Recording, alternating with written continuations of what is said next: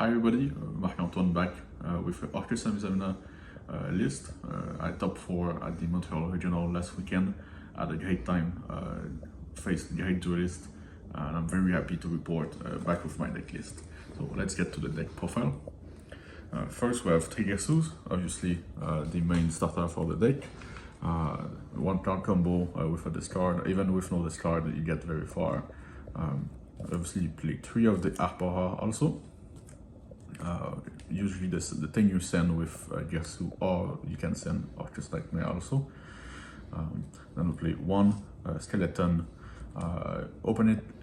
Just Skeleton is a bit sad, but it gets you to the Crescendo and the SP with Galatea and Field, so it's a follow-up full combo. And usually if you open just Skeleton, you also have a lot of end taps. So 1 World Crown. People are saying you should cut this card. I think you can definitely play it. Go in second, you check a lot of extra deck monsters. You check Zalen, sometimes B2B, things like that. So you really want to have the extender going first and second, and also you want to be able to play through stuff. Then I play 1 Nightmare and 1 World Wand. I think Nightmare is an obvious inclusion. Some people are not agreeing with me on the World 1 inclusion. I think it's a great extender, especially if you open 2 Orcust names. Go in second, you can foolish it, get back your names, and do continue your combos. It's a great extender in my opinion, so I would keep on playing it. If I had to play any more Orcust names, I'd play 1 more of Nightmare and 1 more of Cymbal. And I'll show you what I cut later. Obviously 1 Foolish, 1 Babel, and 1 Crescendo to complete the Orcust package. Overall, the Orcust engine functioned very well, and it functioned very well in combination with the Azamina engine. So 3 Witch, that's your discard engine. You get names to the grave. I also played 1 Queen Azamina. In my last profile on the channel, I said I would try out Queen Azamina, and I did. Came in ND a few times. It makes Witch and Wanted 1 card combo if you mill height, but you get to not only mill 4, you get to draw 2 with Magician's Souls and draw 1 with the 3 copies of Wanted that we also play. So Wanted, shuffling back, putting at the bottom rather Deception, drawing 1, drawing 3, milling 4, you're gonna see something. And if you don't, then you have a lot of non-engine, so you should be fine. Then of course, D1 allowed. I think this package is very good. I might cut 1 Queen Azamina in the future and play more Orcust names, because the goal is to see more Orcust names. So I might just play them from the get-go, right? 3 Ash Blossoms, because you don't want to get Flawless. Peculiar is fine for the deck, but Flawless really hurts. And speaking of the devil, I played 3 Flawless. I was ready for a lot of hold matchups in Montreal, and it's also okay in some of the meta matchups, so they came in ND a number of times. Impulse were MVP of the deck in terms of non-engine, combined with the 3 Imperms and 3 Spark. I stopped a lot of people from playing, then I went full combo on my own turn. Spark is also a great ball breaker.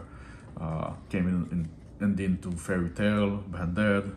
You just remove their most essential body, sometimes before they use the effect, and then you just go and win. And 1 Callback, because you don't want to stop all of the negation effect. Cool Tune, they have a lot of effect veilers and stuff like that. And then 1 Talent, because I thought I was going to play a lot of Cool Tunes. I did play 2, and I'll go over the matchups at the end, but it came in ND, draw me took control of a monster a number of times. And I also played Toss in the side, so I had a lot of access to it. Overall, I might remove this card from the deck, as I said, to play more Orcust names, but I'm not sure right now. For the extra deck, the 2 tokens, because I'm not going anywhere with my trusty tokens. 2 Link 1, some people are saying you should play only 1 Link 1. I think in Chill 2 meta, you should play 2. Well, I can see the argument for playing 1. You play 2 Link 2, that's your recursion, and you always get to set stuff. And then you banish Babel, you add back Babel, you can set it. Same thing for Crescendo. 1 of the Longersu.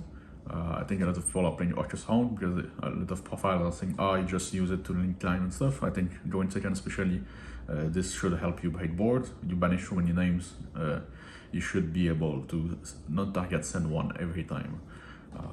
And then you climb into Eneljasu, you take their boss monsters. I took B2B, I took Zalans, a number of other good monsters.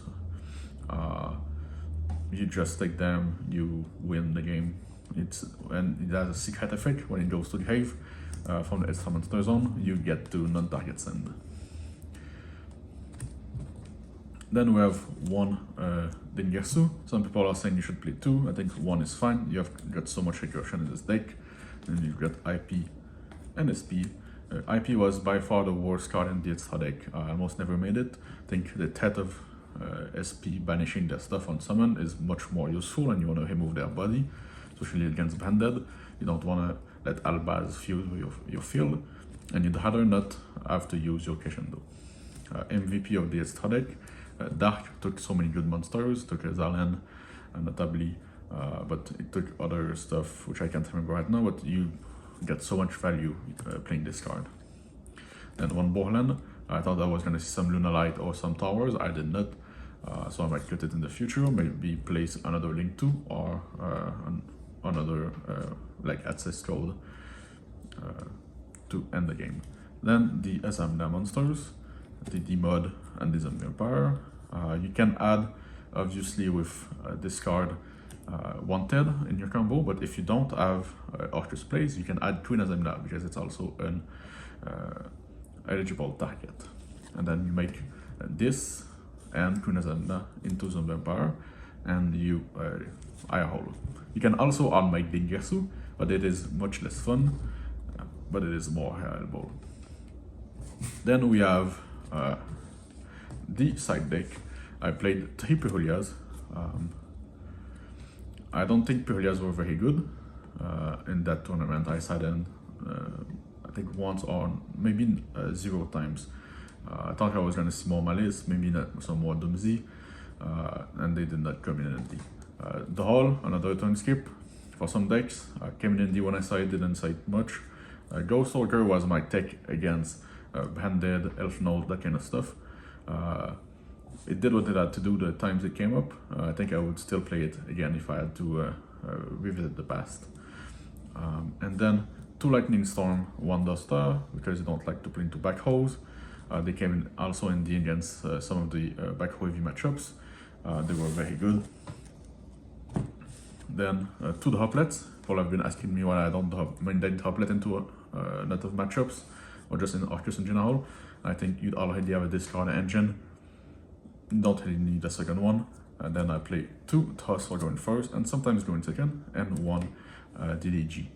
Once I got full loss, I set DDG against Banded, and I passed with Impulse and N. It was fine enough. I got 2C another day.